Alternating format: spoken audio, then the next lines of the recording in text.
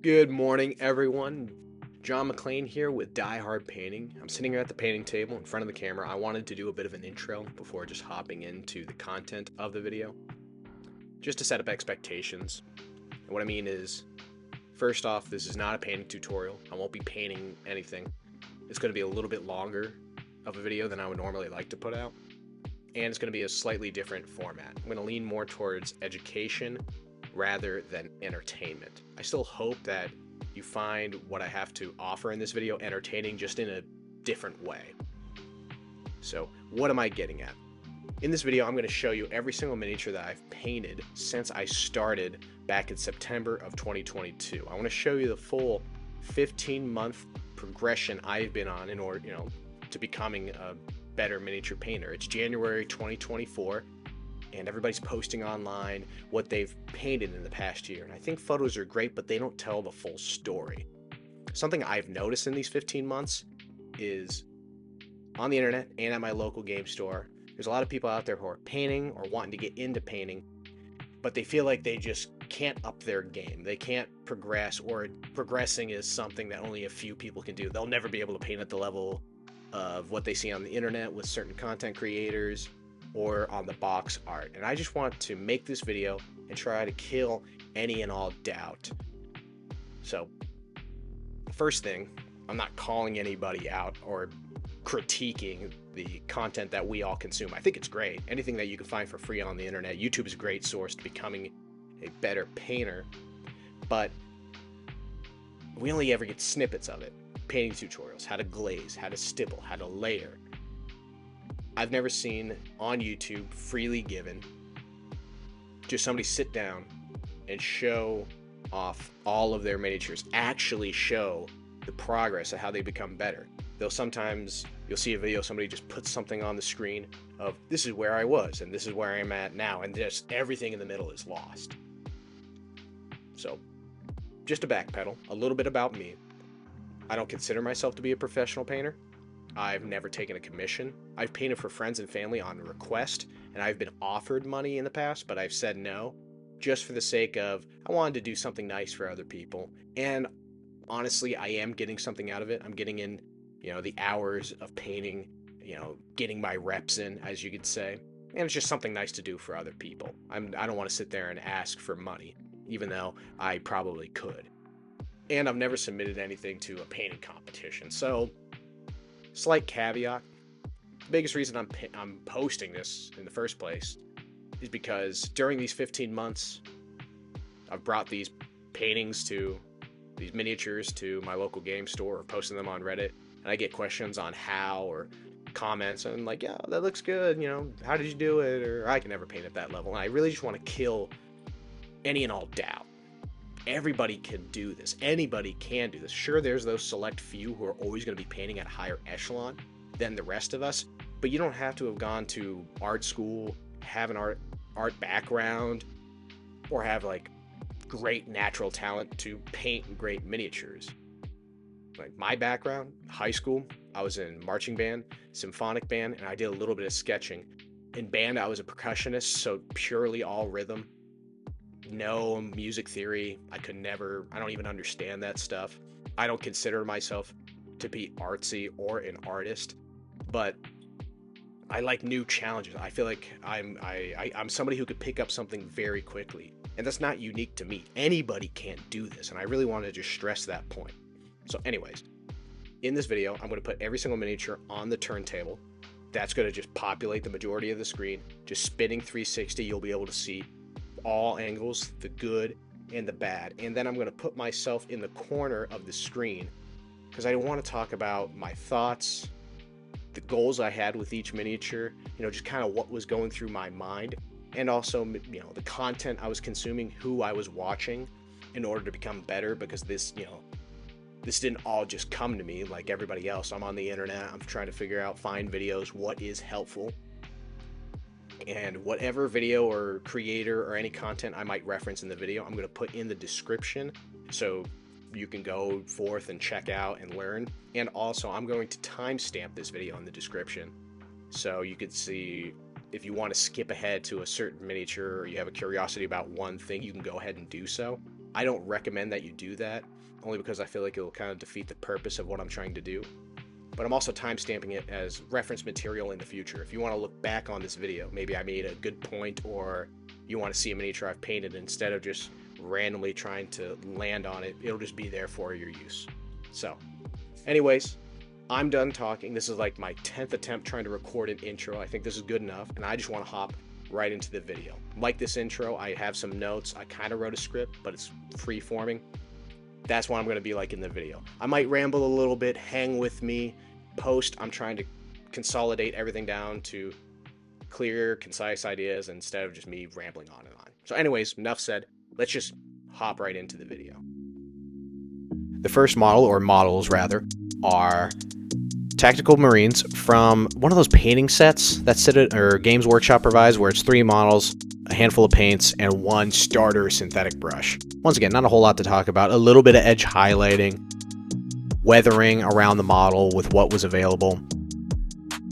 The skin tone, the face, just applied a flesh tone and like Nuln Oil, like a black wash.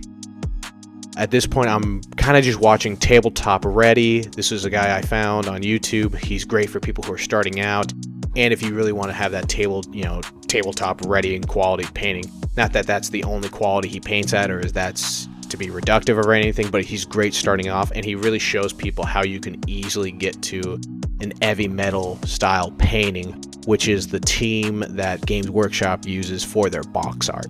He's a great channel to check out, and I highly recommend it. And yeah, moving on, the next one's still Tactical Marines. At this point, I bought a whole box, a squad of Tactical Marines. These models, they came with the decals, so I applied those on the models that I used, or I painted from the starter set. The starter set didn't come with decals. The Tactical Squad did. And once again, just continuing with the basics. At this point, I'm not even really looking up tutorials. I'm just having fun. At the same time I was painting these Tactical Marines, I bought a box of Khorne Bloodletters. Space Marines are big, bulky, these basic geometric shapes of a sphere, cone, cylinders. The Khorne Bloodletters were just completely the opposite. At this point, I'm just kind of getting bored of Space Marines. I'm pretty sure I did ball contrast paint, which is kind of the biggest takeaway of these models. It was my first time working with contrast paint and seeing how it interacted with the models and surfaces. There's nothing really I want to focus on, or nothing really complicated, just having fun, painting miniatures, making them look good. So this one, still with that mentality of color by number. I did a little bit of edge highlighting, but because my edge highlighting wasn't so clean and there's so many edges on this model, I did a little bit, not to the highest, brightest tone that you probably should, but probably like just one step up in tone, just to give it a little bit of variety. This one I just wanted to be clean, I wanted it to look good, and still just having fun. Now the last model I waited till the end to paint of the Khorne Bloodletters was the Banner Bearer, because I thought to myself, the banner is just this huge surface with so much room to be creative and do whatever with. This was the first time I set myself out to really challenge and push myself. And what I mean by that is freehanding on the banner and learning how to paint weathered leather. This is the seed that's being planted for wanting to progress and become a better painter. Now I'm looking up tutorials. I'm trying to figure out what are other guys doing. I'm just at this point consuming so much content on the internet and seeing what's out there other than just TableTopReady or battle standard painting. So yeah, this model was huge for me. This was the first step on my, so far short but very, in my mind, long and also very fun journey of painting these models. We have now reached Christmas of 22, and I wanted to do something special and paint a model for my brother, who is a huge Bengals fan. To kind of tell you where I'm at, I had the idea, I want to paint a Space Marine in the home jersey color scheme. So the challenge with this one is I'm going to learn how to paint with white, I'm going to learn how to paint with black, and I'm going to learn how to paint with orange. The freehanding is going to carry over from the banner because I did the tiger stripes. And I tried some new basing stuff out when it came to the turf, and I painted on a field goal line. And the leather did carry over from learning how to do the banner I also did that on the holster, adding a little bit more detail and variety, not like trying to take away from the overall focus of the model, which I can't even tell you really what the focus is. I guess it would just be the white and black power armor. But I wanted to just do something, just paint it, paint it for somebody else. Paint a model for somebody else, rather.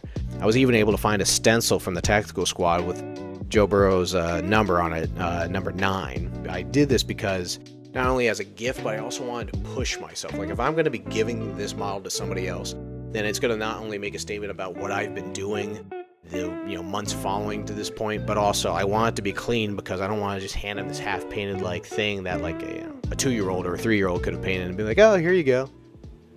Continuing on with painting models for family and friends, the next model, this one I found on Etsy. It's a D&D Goliath, and I painted this for my youngest brother, who at this point was just his first couple of sessions in on his first D&D campaign with his friends, and he did a Goliath Blood Hunter. His name is Keothi Dawncaller Ogalatanu, I'm pretty sure. And he is, once again, a blood hunter who carried a 2-handed warhammer. So when I found this on Etsy, I'm like, that's perfect. That's his character. So I have to buy it, bought it. And I slowly, in my free time, was painting this guy up. Still kind of color by number, but I carried over with what I was trying with the leather, the brown leather on his cape. And I really focused on the rope necklace with the tusks and adding a little bit more dimension. This is when I started learning about layering and kind of building from a dark brown beige up to a high off-white tan, and then giving the tusks a little bit more depth as well, starting from, in orangey brown or ochre, building it up to the ivory off-white. I really enjoyed this model. It wasn't a Space Marine, it wasn't a Games Workshop character, so it was like nice, it was refreshing to try something new. And it's honestly cool because now I've taken this fictional character my brother has created and I've immortalized him in the miniature that he'll always have, and he'll always be able to look back on and be like, this is what I did with my friends, this is the character I played, and this is the model my brother painted for me. So it was cool. It was like this multifaceted experience. I had the goal, like, I'm just going to do this for all my friends and family. Slowly but surely over time, find models that I both have an interest in and want to paint, and also kind of speaks to the individual.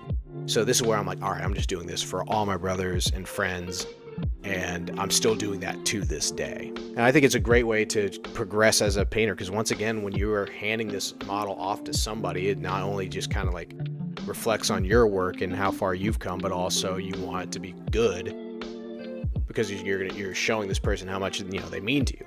So it's like this multifaceted solution on how to become a better painter and to do something nice for others, in a way of like giving thanks for what you're able to do.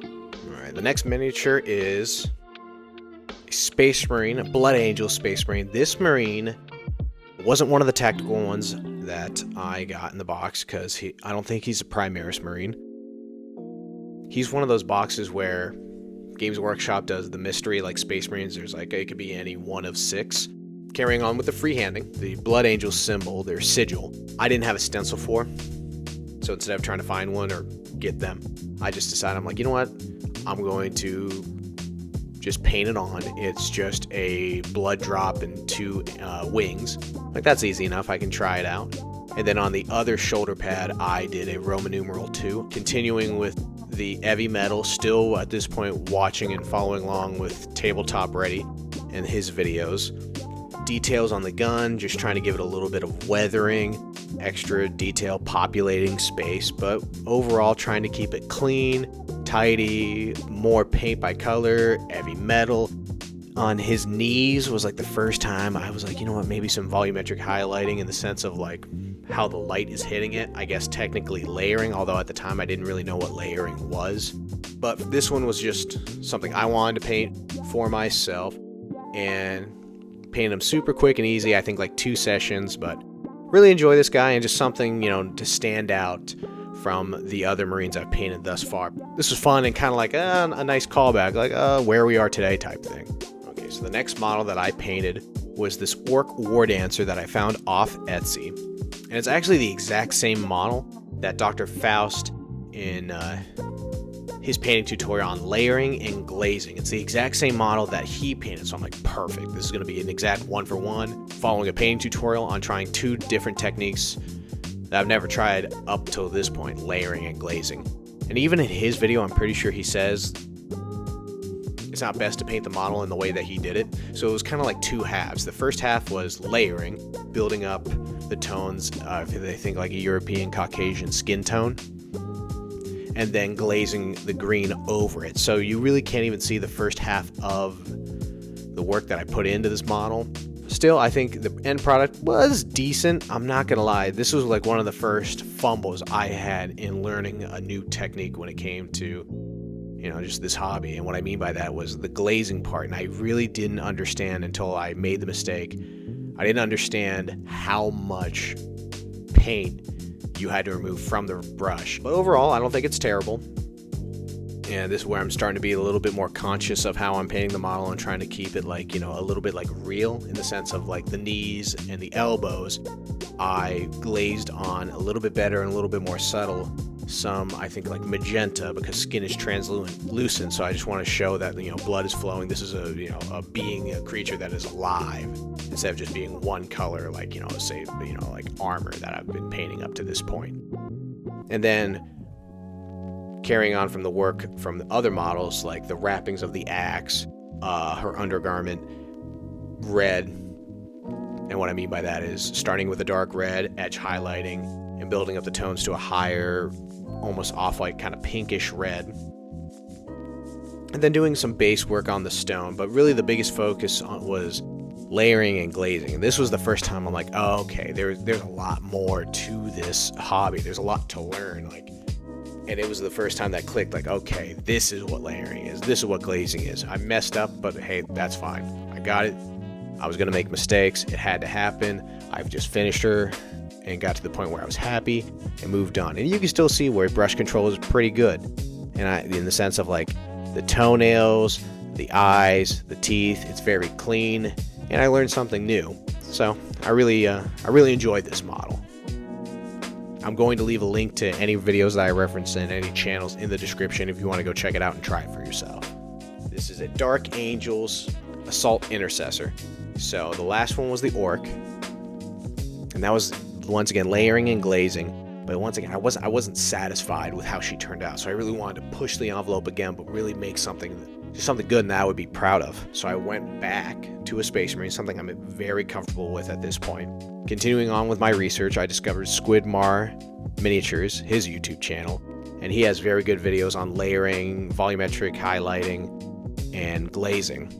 Not only is this kind of a culmination of Dr. Faust, Squidmar Miniatures, but also Zumiko Miniatures, and I used his paint recipe for gold NMM.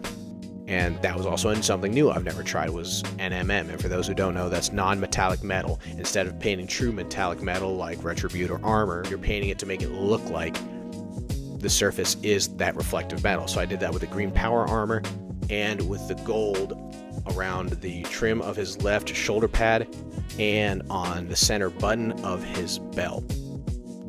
Not only was I really trying to focus on layering, highlighting, blending, and making it look smooth and volumetric highlighting and everything like that with the power armor, but I also really threw myself at trying to paint the face. So I kept the head off. I followed, I think, the head with Venturella. He's the one who really showed me about the 5 o'clock shadow and using Drakenhof Nightshade, an actual blue wash, to give you that stubble 5 o'clock shadow effect. And this was like the culmination of everything. A model that I'm extremely comfortable with and techniques that I was learning and I really wanted to refine. This is where I really bumped up my game. This is that just showed like, okay, I can not only just learn and understand these concepts, but I can also execute on them. And I was just super happy and proud with the work that I put on this model. I didn't even want to do anything fancy with the basing. I think he's perfect the way he is, in the sense of like he's just standing on a black base. He's just kind of like this, you know, art exhibit. And I don't mean art like to be so grandiose, but like he is just this nice example piece. Next in line was Blade Guard Veteran. Real quick, that's a reoccurring thing with me with this painting journey. So as I'm trying new techniques, kind of like the layering and the glazing, I'm trying it on models that I'm very comfortable with, and that's why you're seeing a lot of Space Marines. Yeah, I love Space Marines. I like painting them. I really do. But also, it's a model that they're models that I'm just extremely comfortable with. There's a lot of surface area to work with. There's a lot of edges, and there's not like all this extra detail just populating space to where, you know, I can work freely. So with the Blade Guard Veteran, I had this idea. I wanted to try OSL, Object Source Lighting. So I had this idea. All right, this Blade Guard Veteran, I want him to be in a dark environment on a battlefield, and he's holding that sword out like it's a lightsaber. And it's going to be emitting this very bright, you know, light that's going to be reflecting on the black armor. I kind of went with Black Templars as the theme with this guy. So on the whole right side of this model, it's going to be reflecting that high blue energy, almost like it's a neon sign. And then on the base, I put a bunch of different environments, you know, the skull, the wooden planks he's standing on, you know, the barbed wire. Maybe this is kind of like a trench warfare scene, and how that light is interacting with these objects. And that I used an airbrush for, and this was the first time I got an airbrush, or rather I had just gotten an airbrush. A small cheap one with a hand compressor that was about $50. OSL was the big theme and challenge for this model. Refining other skills, I did the gold MMM, same recipe as Zumiko's, on the trim of the shield. And I did a little bit of OSL on the red lens light reflecting on the cheek. So with this model, I just focused on a few key features. He's standing out in the battlefield at night, and the sword is just reflecting on his armor, and that was the biggest thing I wanted, you know, the biggest focus I wanted for this model. I didn't want to spend a whole lot of time and energy and, you know, paint everything else up and kind of slowly, like, take away with what I was trying to do with this sword. So that's where my mind was at with this. This was a bit more challenging, but I once again just kept growing as a painter. For my eldest brother, this one is Boba Fett. Once again, I'm painting it for my brother. We're all a fan of Star Wars. I went into this paint job with the mentality of, like, if I were to submit a model to a painting competition, I want to paint at that level. I probably spent, if I'm only guessing, maybe anywhere from 30 to 40 hours. I know 10 hours, that's a huge disparity in, like, how, you know, long could I have painted this model, but it was several sessions. I would tackle one aspect at a time, the green power armor, then the cape, and then I would do the yellow armor, then the copper on his shins, and just work my way up and try to utilize everything I learned up to this point. Layering, glazing, edge highlighting. I mean, even if you look at the knee pads, it's in the shadows an orange blending up to a yellow. And I have to be honest, I absolutely love this model. I love the paint job. I love the base. I love everything about this model. I kind of wish it was my model and I could put it in the display case, but I was so happy to be able to hand this off to my oldest brother. I just love everything about it. And this is another one where I really, just like the Assault Intercessor, I really leveled up and I really grew as a painter, and I really pushed myself to have a higher quality paint job. And I don't think if I was painting this for myself, I would have pushed myself to the level that I did with this model. This is definitely a contender to one of my favorite models I have ever painted. Absolutely loved it, and a huge highlight of 2023 for me. And now we're reaching the point where YouTube starts getting in the mix. And the first video I did for this channel was dry brushing. It's quick and easy Space Marine, and the main focus of this model was a time frame. 90 minutes is how long it took me to paint this model. Dry brush the majority of it. Selective edge highlighting on the gun. The biggest reason I did this challenge, not only for YouTube, it wasn't just a video idea. I have this goal for 2024 to host a introduction to miniature painting class.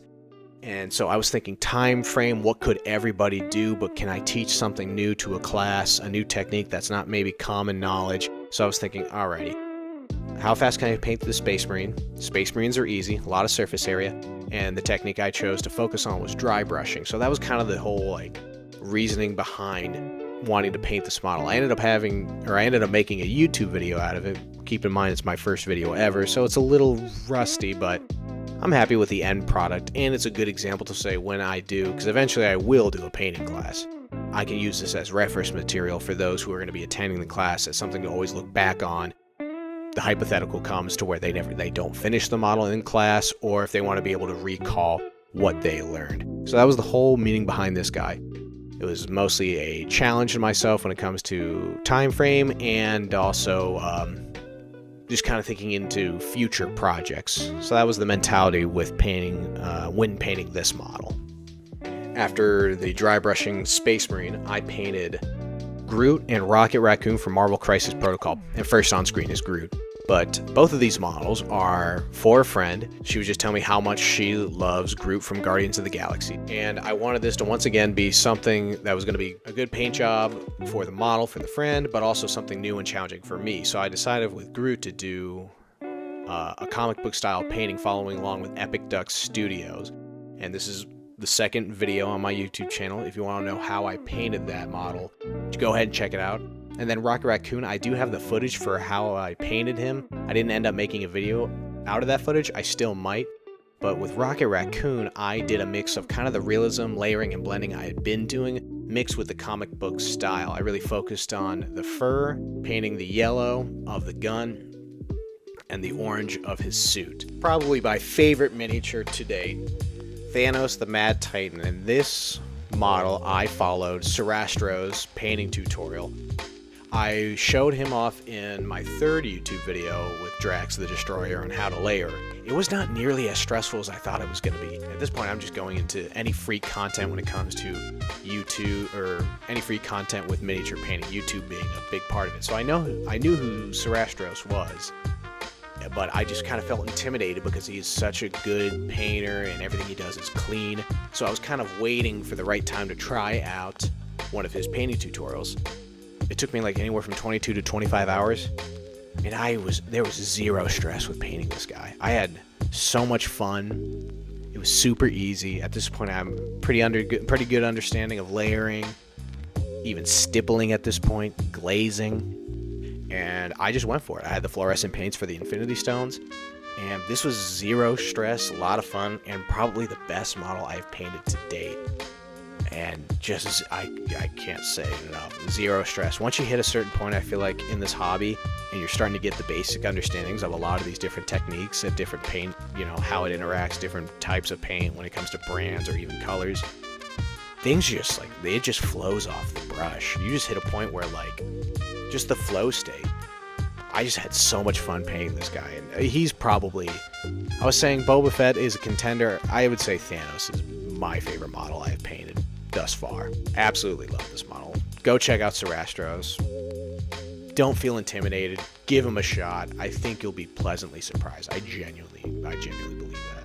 If you've seen the same YouTube video, up next was Drax the Destroyer. Same mentality with that dry brushing for the Space Marine, but this was like a challenge. Like, how quickly can I get a decent, detailed miniature painted, ready for the table? So once again, just trying to, bring all the skills that I've been working on, brush control, everything, and bring it to bear. But instead of going all out, this was like quick, easy. It was super just stress-free. Tried a new technical paint, the blood effect that's on his daggers and on the floor in front of him. Contrast paint for the pants. Once again, if you want to know how to paint this guy, I actually have the YouTube video. It's the third one I've done. The one before this video, I didn't look up any paint recipes. There was zero YouTube tutorial. I just went for it, had fun. It was just 2 painting sessions, and the first one was really just like base coat, and then the second one was like finishing touches, and which is actually the majority of the paint job. It was like 2 hours. I can't remember what I said in the video, but definitely check it out. It's worth it if you want to know how to paint him. It's all in that video. Alrighty, if you made it through this entire video, you stuck around, I just want to say thank you. I know this video is longer than I normally would like to put out. It's probably not going to do as well as a lot of other painting videos, but this was something I just wanted to do. It's a little selfish desire of mine. Now there's a video that exists on the internet of just every miniature I have painted in the first 15 months of me painting miniatures, so I think that's cool. I hope you guys got something out of it. I hope you enjoyed it. And I'm looking at my notes here on my laptop if there's anything I wanted to say before closing out. Actually, yes, I wanted to give a shout out to a friend of mine, an old buddy from high school. He just recently reached out to me. We go to the same gym, and he has a YouTube channel called The Top Deckers. If you're into Magic the Gathering, check out his channel. He streams, he puts videos of him and his buddies playing the game. This is a design he had an artist come up with, and then he put it on a gamepad. He gave this to me for free, and I told him I'd give a bit of a shout out. he doesn't need my help growing the channel. He just broke 1,000 subscribers recently, so he's monetized, much bigger than my channel. But I told him I would nonetheless give him a shout out. I'm sure there's a few people who are on this channel who haven't seen his content yet. Definitely worth it. And yeah, that's pretty much it. I just want to once again say thank you. I'm excited for this next year, 2024. I'm keeping the same mentality with painting miniatures as I am for growing this YouTube channel. Things are constantly changing. Lighting, recording for audio, visual, just everything. So if there's any comments, advice, things you want to see, videos you would like to see in the future, please let me know in the comments section. And if there's any critiques, positive or negative, you're not going to hurt my feelings. Please, any and all critique is welcomed and wanted. And yeah, I think that's all I wanted to say. Once again, I'm John McClane. This is Die Hard Painting, and I can't wait to see you guys in the next video. So, deuces.